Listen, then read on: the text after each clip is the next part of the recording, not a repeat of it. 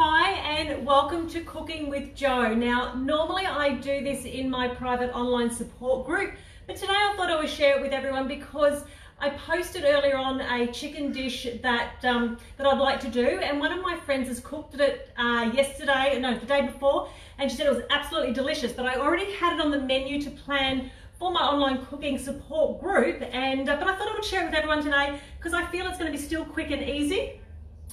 So first of all, what I've done is I've used the chicken breast. So I've used 1 kilo of chicken breast here because we have family dinner night on a Tuesday, and sometimes I can be feeding 6, 7, 8 people depending on who rocks up. But what I've done is I've used the chicken breast. So I've used 1 kilo. Now the recipe, remembering when I've done this recipe, I'm going to double everything pretty well. But I've used 4 chicken breasts and I've sliced them. And then what I've done is I have then given them a little bit of a tenderizer, so I've flattened them down a little bit, okay? So I've sort of just broken them up into, there's 3 sort of little different sizes depending on where you were with the chicken breast. Just gonna wash my hands there. Now the recipe also says, I've got the stove on, and first of all, what we're going to do is we're going to fry up, the recipe says half a cup of onion.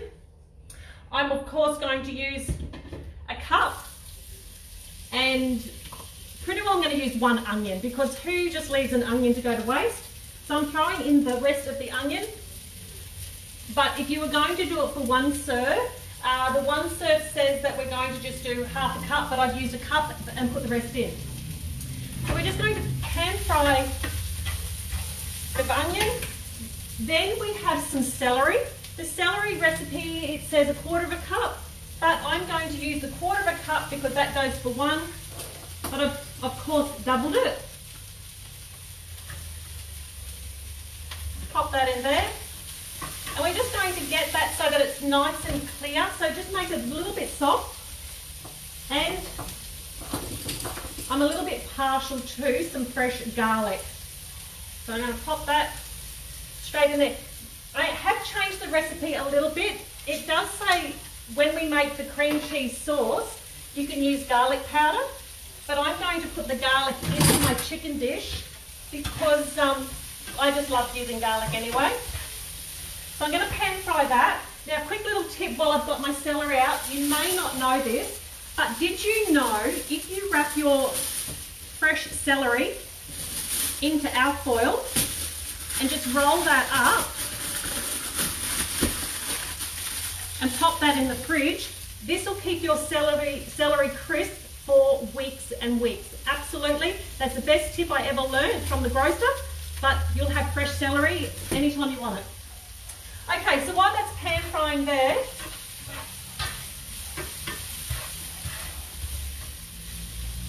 I'm just going to bring the heat up a little bit, and I'm going to start putting some of the chicken in.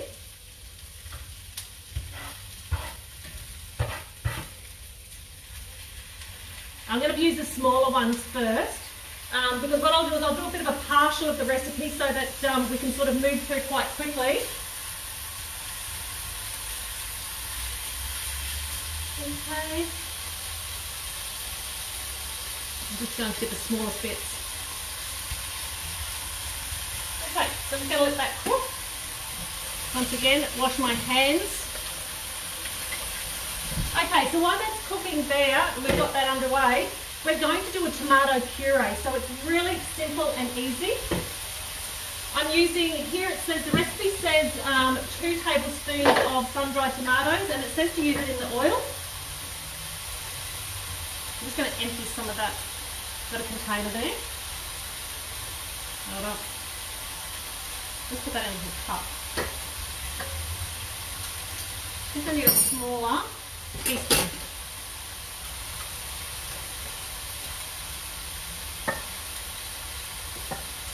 Okay. Because I'm making double the mix, I'm going to pop that in there.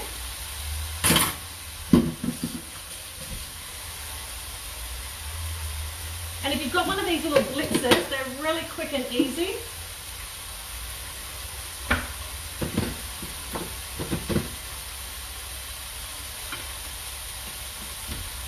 Okay, give that a little bit of a And the recipe then asks also to put in around about some basil leaves. So I've got this fresh basil from my garden. It's around about 12 basil leaves or so. Pop that in there. Blitz that up. Done. Beautiful. Just move this over to here. We don't need that now. Rightio. Come back over here to the chicken. Turn him over.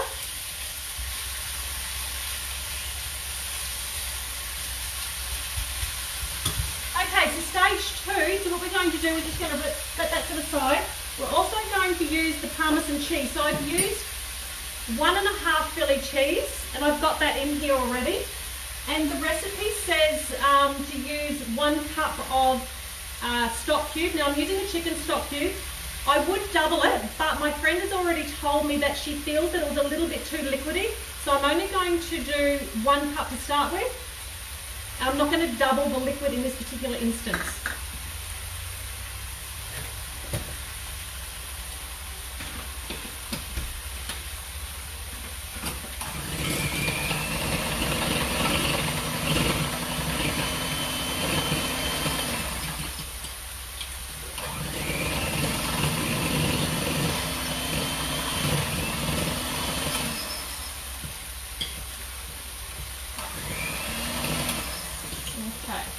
Just give this a mix around.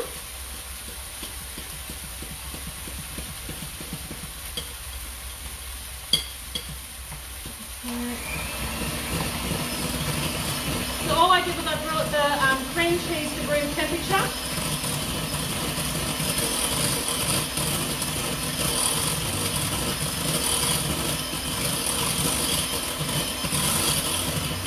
Beautiful. Okay. Rightio, so as this chicken's been cooking, I'm going to make first of all just a small dish because as I said I'm going to double it, but we'll make just a small one for starters. All we need to do is place your chicken down here.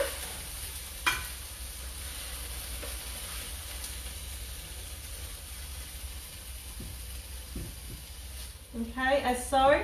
Put on a little bit of the onion and celery.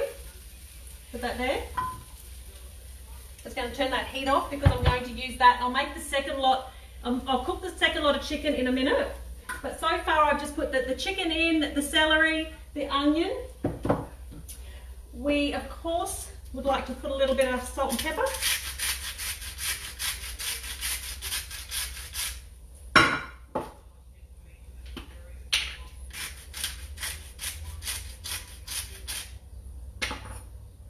Mix that through.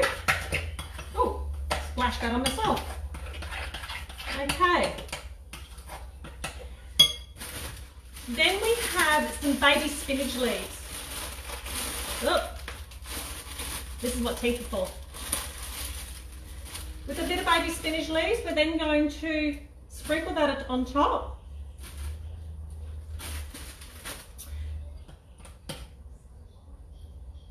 Place in your cream cheese sauce.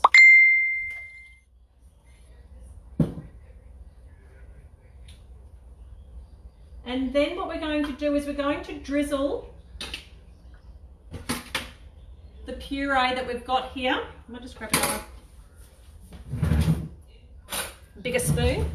All we're going to do then is just drizzle your puree of your tomato. I'll just move that bowl there.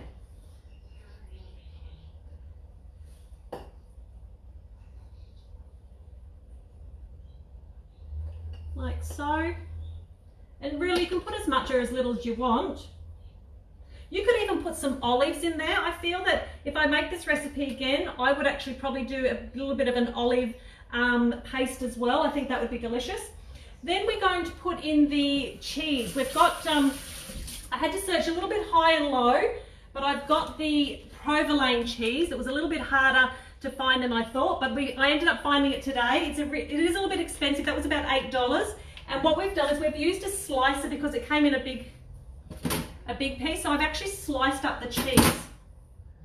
And then what we're going to do is just layer it across the chicken. Like so. You could probably use mozzarella as well. So that's what I've done there. And then all I need to do now is to pop that in the oven, let that cheese melt, and there is a sun-dried tomato chicken casserole that is really quick and easy to make. I'm going to double the rest of the recipe now to feed the rest of the crew. I'm going to put a garden salad with it, bit of lettuce, tomato, cucumber, capsicum, some more parsley from the garden, coriander from the garden. So that's a quick and easy salad that we will do for dinner tonight. Anyway, I hope you enjoyed it. That's what we're having. I'll post a photo a little bit later on and of course give you guys a review on how it turned out. But as I said, one of my friends has already made this and she said it was absolutely divine.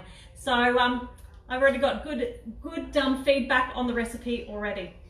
Thanks for watching. If you have any questions or you'd like anything answered, more than happy to do that. I love doing quick and easy recipes. That's what we do on a Tuesday night to make my life easier and to feed the family. Thanks for watching. See you later.